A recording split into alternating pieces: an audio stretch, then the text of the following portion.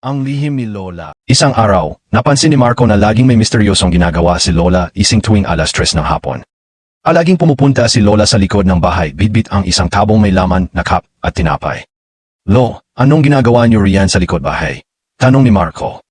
Ay, huwag ka na munang makialam, Apo. Sekreto, sagit and I Lola sabi Kenneth. Dahil sa sobrang curious, isang araw sinundan ni Marco si Lola. Dahan-dahan siyang sumilip sa likod ng gabay at halos mopa, siya sa nakita. Si Lola, nakaupo sa silya, kaharap si Muning ang pusa nila. Nagsasalin siya neje kape sa platito at pinapapakain neje tinapay si Munings.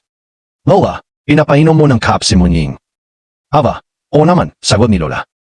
Kasama ko siya sa chismisan tuwing hapon. Kailangan niya ng kap para gising ang diwa. Napailing na lang si Marco. Simula noon, naging trio na sila, si Lola, si Muning at si Marco sa likod ng bahay, may kap, tinapay at walang katapusang tsismis. Gusto mo ba ng isa pa? Pwede rin akong gumawa ng iba't ibang genre, horror comedy,